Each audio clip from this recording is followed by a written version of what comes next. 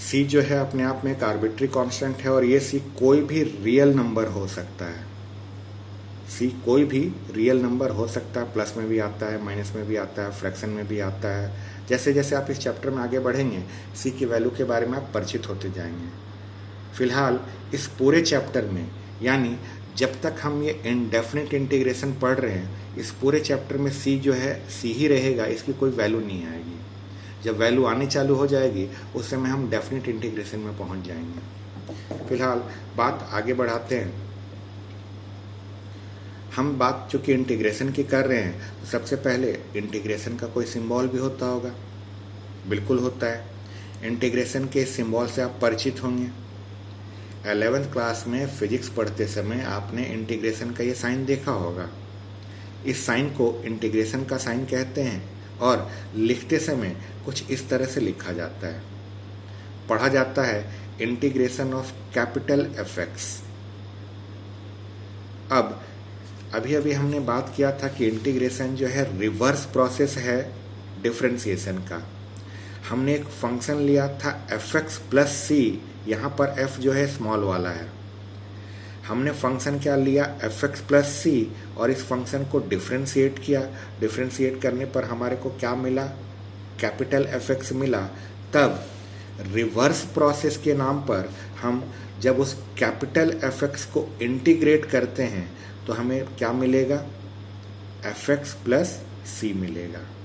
ये इंटीग्रेशन करने पर हमें मिला। अब यहाँ पर से समझिए, ये जो पूरा लाइन लिखा गया है, इस पूरे लाइन में क्या क्या आप यहाँ से देख के समझ पाएंगे इसके बारे में समझिए। सबसे पहले इसको देखिए, ये जो है क्या है, सिंबल ऑफ इंटीग्रेशन है। ये कैपिटल एफ एक्स को हम लोग इंटीग्रल के नाम से जानते हैं, यानी जिसको इंटीग्रेट करना है, जिसे इंटीग्रेट करना है वो हमारे लिए इंटीग्रल है। और यहाँ पर आइए, ये स्मॉल एफ एक्स है। इस स्मॉल एफ एक्स को हम इंटीग्रांड कहते हैं। ये जो स्मॉल एफ एक्स है, यानी जो हमारा ये आंसर है, इस आंसर को हम इंटीग्रांड कहेंगे। यहाँ सी क्या है, सी जो है आर्बिट्री कांस्टेंट है। सी जो है आर्बिट्री कांस्टेंट है।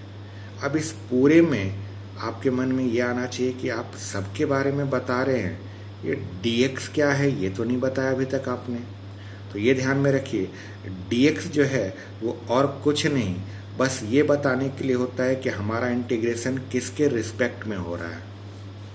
हम लोग कहते थे ना, जैसे हम डिफरेंशिएशन जब पढ़ते थे तो हम लोग लैंग्वेज लिखा करते थे differentiating with respect to x. उसी डिफरेंशिएशन वाले चैप्टर में हमने कई बार लिखा है differentiating with respect to t, या कई बार हमने लिखा है differentiating with respect to theta, लिखा है। यानी हम अपने फंक्शन का डिफरेंशिएशन किसके रिस्पेक्ट में कर रहे हैं वो लैंग्वेज लिखते थे हम। ठीक वैसे ही इंटीग्रेशन जो होगा वो भी किसी न किसी के रिस्पेक्ट में होता है। ये dx यही बताता है कि आपका इंटीग्रेशन किसके रिस्पेक्ट में है। dx में x है तो इसका मतलब कि इसका हमें इंटीग्रेशन x के रिस्पेक्ट में करना है। अगर यहाँ d थीटा लिख दूं तो d थीटा का मतलब होगा कि मुझे इसका इंटीग्रेशन थीटा के रिस्पेक्ट में करना है। अगर मैं यहाँ dy लिख दूं तो dy का मतलब हो जाएगा कि इसका इंटीग्रेशन y के रिस्पेक्ट में करना है। तो ये dx जो होता है सिर्फ ये बताने के लिए होता है कि इंटीग्रेशन हम किसके रिस्पेक्ट में कर रहे हैं। d के साथ जो भी लगेगा उसी के रिस्पेक्ट में इंटीग्रेशन होता है। d के साथ अगर यहाँ पर थीटा लग गया तो इंटीग्रेशन थीटा के रिस्पेक्ट में होगा। d के साथ अगर z लग गया तो इंटीग्रेशन z के रिस्पेक्ट में होता है। इसके बाद आप एक चीज़ और ध्यान से समझिए, याद रखिएगा इस चीज़ को कि ग्राफ के फॉर्म में ग्राफिकली इनडेफिनिट इंटीग्रेशन जो होता है वो फैमिली ऑफ कर्व को रिप्रेजेंट करता है। फैमिली ऑफ कर्व को इनडेफिनिट इंटीग्रेशन रिप्रेजेंट करता है। यह भी ध्यान से रखिए, अपने ध्यान में इस बात को रखिएगा। ज़रूरत पड़ने पर मैं इस चीज़ को वहाँ पर एक्सप्लेन करूँगा, तब आपको समझ में आएगा कि मैंने ऐसा क्यों बोला था कि इंडेफिनिट इंटीग्रेशन जो है ग्राफिकली फैमिली ऑफ कर्व को रिप्रेजेंट करता है। अभी जैसे हमने बात किया था कि वहाँ पर dx जो है वो क्या है। dx जो है बस आपको ये बताने के लिए था कि इंटीग्रेशन आप किसके रिस्पेक्ट में कर रहे हैं। जैसे ही आपने वहाँ पर सुना था कि मैंने डी थीटा भी यूज किया, डी जेड भी यूज किया। जब डी थीटा यूज कर रहे थे तो थीटा के रिस्पेक्ट में इंटीग्रेशन हो रहा था। जब डी जेड यूज किए तो इसका मतलब कि जेड के रिस्पेक्ट में इंटीग्रेशन होगा, है। ठीक वैसे ही आप इस चीज़ को समझिए, इंटीग्रेशन में happen with respect to any variable और फंक्शन। इंटीग्रेशन जो है किसी भी वेरिएबल या किसी भी फंक्शन के रिस्पेक्ट में हो सकता है, और ये केवल इससे पता चलेगा। ये जो साइन है ये तो इंटीग्रेशन का साइन है, और इस साइन के बाद अगर dx लिख दिया गया तो इसका मतलब है इंटीग्रेशन किसके रिस्पेक्ट में है, x के रिस्पेक्ट में। d के बाद जो भी रहेगा उसी के रिस्पेक्ट में इंटीग्रेशन होता है। अगर आपको कहीं इंटीग्रेशन के साइन के बाद dA लिखा हुआ मिले तो dA का मतलब हो जाएगा कि आप जो अपना इंटीग्रेशन कर रहे हैं वो किसके रिस्पेक्ट में है, a के रिस्पेक्ट में, और वहाँ पर a जो है एज ए वेरिएबल काम करेगा। यानी यहाँ पर ये जो भी फंक्शन का आप इंटीग्रेशन कर रहे होंगे उस फंक्शन में a वेरिएबल की तरह काम करने लग जाएगा। अगर कहीं पर आपको लिख दिया गया d log x, इंटीग्रेशन के साइन के बाद अगर लिख दिया गया d log x, तो इसका मतलब है कि आप जो अपना इंटीग्रेशन कर रहे हैं वो इंटीग्रेशन log x के रिस्पेक्ट में है। अब इस चीज़ को समझाने के लिए बस आप इन दो फॉर्मूलों को ध्यान से देखिए। 11th क्लास में फिजिक्स पढ़ते समय आपने इन फॉर्मूलों को ज़रूर देखा होगा इंटीग्रेशन के नाम पर। हालांकि हमारी अभी चैप्टर की शुरुआत है, फॉर्मूले हम अभी आगे पढ़ेंगे, लेकिन ये फॉर्मूले ऐसे हैं जो आपने 11th क्लास के में फिजिक्स में ज़रूर पढ़ा होगा। जैसे इंटीग्रेशन x की power n dx, integration x की पावर n dx का फॉर्मूला होता है x की power n+1 upon n+1 plus का c। इनडेफिनिट इंटीग्रेशन में हमेशा लास्ट में प्लस का c लगाना है। आप जब भी कोई भी क्वेश्चन सॉल्व करेंगे उस हर एक क्वेश्चन में आप लास्ट में प्लस का c लगाएंगे।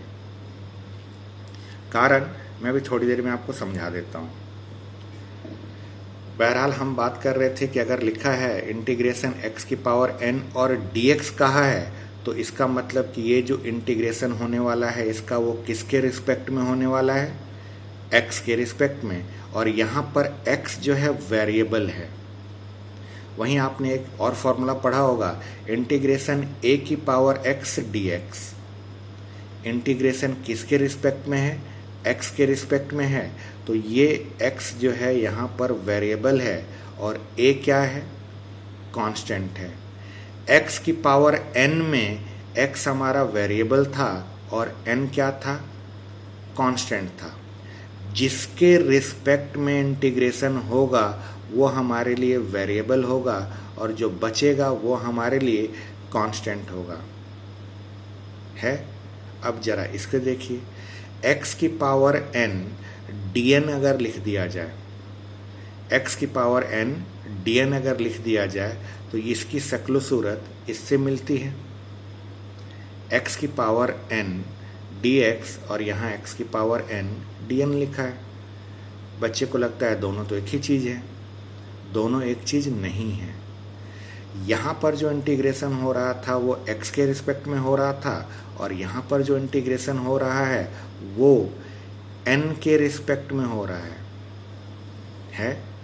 अगर n के रिस्पेक्ट में इंटीग्रेशन हो रहा है तो यहाँ n वेरिएबल है, और n अगर वेरिएबल है तो x क्या है यहाँ, तब x यहाँ पर कांस्टेंट बन जाएगा। दो ही चीज़ें थी हमारे पास, x था और n था। अब x और n में अगर हमने इंटीग्रेशन n के रिस्पेक्ट में किया तो n यहाँ पर वेरिएबल है, बचा क्या x, तो x अपने आप में कांस्टेंट हो जाएगा। तब ये शक्लो सूरत इससे मैच कर जाएगी। a की पावर x में a क्या था, कांस्टेंट था, और x क्या था, वेरिएबल था। तो x की पावर n dn का फॉर्मूला x की power n upon log n होगा, जो कि इससे मैच कर रहा है। ये आंसर यहाँ पर मैच इसलिए हो रहा है क्योंकि ये x की पावर n dn इससे मैच कर रही थी।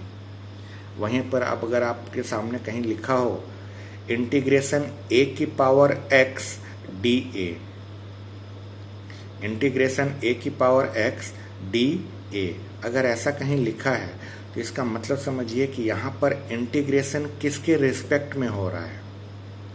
इंटीग्रेशन यहाँ a के रिस्पेक्ट में हो रहा है। अगर इंटीग्रेशन a के रिस्पेक्ट में हो रहा है तब यहाँ x क्या है, यहाँ x हमारा कांस्टेंट है। वेरिएबल कौन था, वेरिएबल तो a था। कैसे पता कि वेरिएबल a है, क्योंकि d के साथ a लगा है। d के साथ जो भी लगेगा उसी के रिस्पेक्ट में इंटीग्रेशन होगा और वो वेरिएबल की तरह ट्रीट किया जाएगा। तो a की पावर x dA में वेरिएबल कौन है, a है। a अगर वेरिएबल है तो x क्या हो गया, यहाँ पर x जो है कांस्टेंट हो जाएगा। तब a की पावर x जो है इसके जैसा वर्क करेगा। x की पावर n dx में x हमारा वेरिएबल था और वेरिएबल की पावर में कांस्टेंट है। यहाँ पर भी हमारा a वेरिएबल है और उसकी पावर में कांस्टेंट है। तो इसका जो फॉर्मूला लिखा गया है वो इसको देखते हुए लिखा गया है।